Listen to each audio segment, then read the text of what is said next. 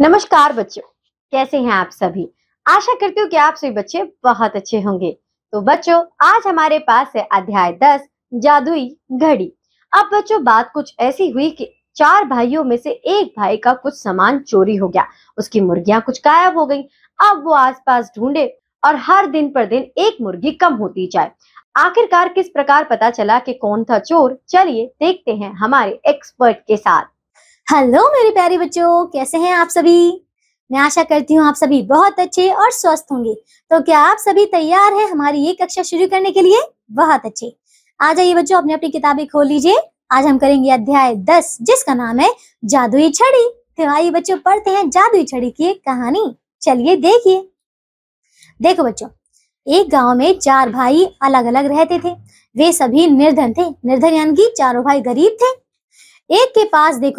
एक के पास 8-10 मुर्गियां थी जिनके अंडे बेचकर वह अपना गुजर बसर करता था। तो बच्चों समझ आ रहा है, यहाँ पे चार भाई थे, चारों गरीब थे, अलग अलग रहते थे। और देखो यहाँ पे एक के पास जो है, चारों में से एक के पास जो थी 8-10 मुर्गियां थी, उनके अंडों के बेचकर जो है ये अपना गुजर बसर करता था। वह रोज सुबह दाना चुगाने के लिए मुर्गियों को दड़वे से निकालता था और शाम को उसमें वापस डाल देता था, है ना। एक शाम जब वह मुर्गियां पकड़कर अंदर डाल रहा था तो उसकी एक मुर्गी कम थी। तो बच्चों देखिए, अब वो क्या कर रहा था। देखो उसने वो इसी प्रकार रोज काम करता था, मुर्गियों को निकालता, दाना खिलाता और फिर से उसको अंदर डाल देता, और ऐसे ही शाम को करता था, है ना। तो देखिए बच्चों, जब वो एक दिन ना शाम को उसको डाल रहा था, ठीक है, दड़वे में जो है रख रहा था सारी मुर्गियों को, तो उसमें एक मुर्गी उसे कम लगी, है ना।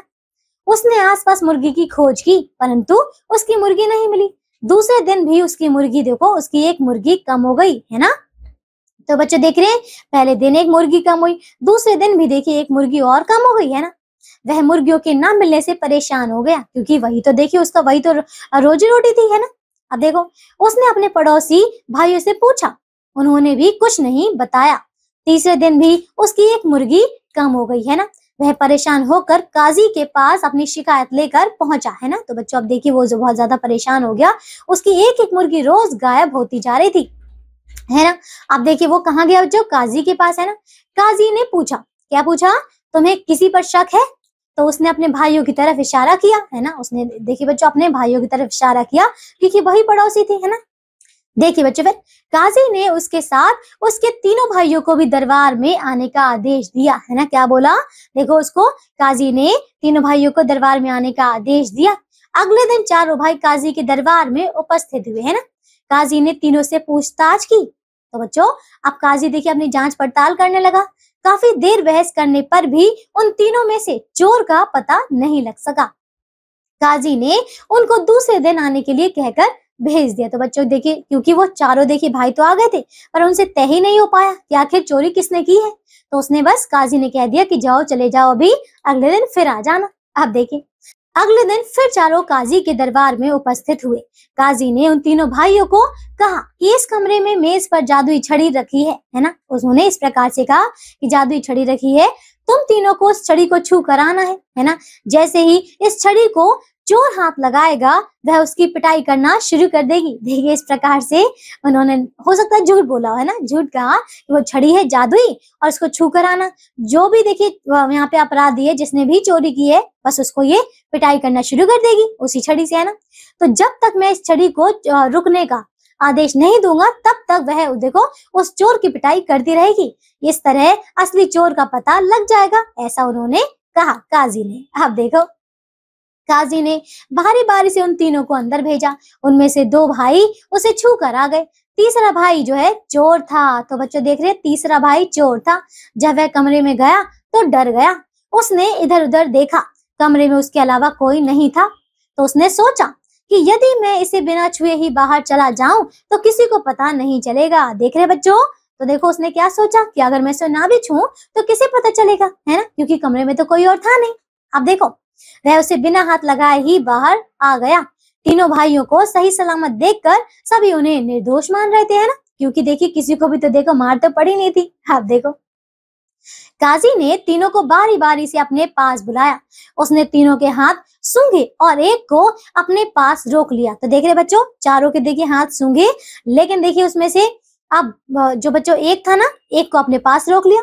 उसने कहा, तुम अपराध कबूल करते हो या मैं अपनी जादुई छड़ी का प्रयोग करूं? किसने कहा? काजी ने कहा, है ना, क्योंकि उसे तो पता चल गया था, क्योंकि उसी ने नहीं छुई थी, है ना। देखिए, चोर ने अपना अपराध स्वीकार कर लिया। सभी उपस्थित लोगों ने काजी से पूछा कि आपको कैसे पता चला कि यही चोर है ना, उन्होंने पूछा। तो देखिए, काजी ने रहस्य से पर्दा उठाते हुए कहा कि चोर के मन में पकड़े जाने के डर से ही चोर का पता लग गया, है ना, पता लग सका।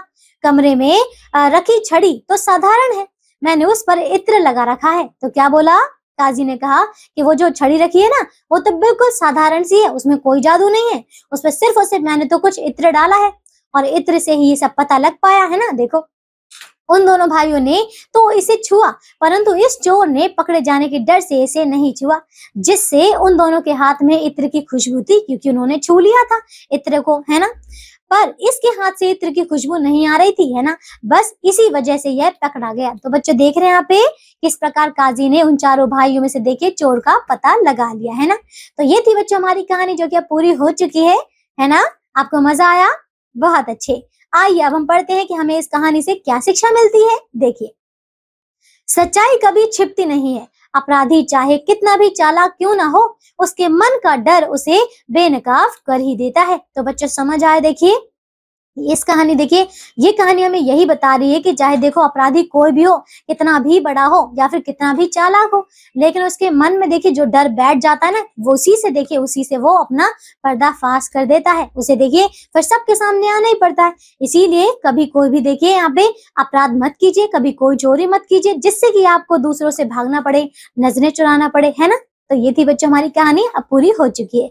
मैं आशा करती हूँ आपको ये कहानी बहुत अच्छी लगी होगी, है ना। और आज के बाद आप लोग भी देखिए इस बात का ध्यान रखेंगे कि आपसे भी कभी इस प्रकार की कोई हरकत ना हो, है ना। तो बच्चों आज के लिए सिर्फ इतना ही। अब हम मिलेंगे एक नई कक्षा में, करेंगे इसी प्रकार की एक और मजेदार कहानी। तब तक के लिए आप सब अपना ध्यान रखिए और स्वस्थ रहिए। बाय बच्चों। तो देखा बच्चों आपने किस प्रकार एंड ऑफ द मोमेंट चोर पकड़ा गया। इससे आपको ये शिक्षा मिलती है कि चाहे आप कितने भी चालाक क्यों ना हो, जब आप चोरी करेंगे, जब आप झूठ बोलेंगे, तो आप पकड़ में आ ही जाएंगे। उस चोर ने यही तो गलती करी कि उसे इतना भय था कि जादुई घड़ी में ऐसा कुछ भी नहीं था, वहां पे तो सिर्फ इत्र लगा हुआ था। अगर वो उसे छू लेता तो वह भी बच जाता, लेकिन ज्यादा बुद्धिमानी के चक्कर में आखिरकार वो खुद ही फंस पड़ा। आशा करती हूँ बच्चों कि आपको ये समझ में आया होगा कि चोरी करना गलत बात है। आज के लिए बस इतना ही। अब मैं आपसे मिलूंगी आपके एक नए अध्याय में। तब तक के लिए धन्यवाद और आपका दिन मंगलमय हो।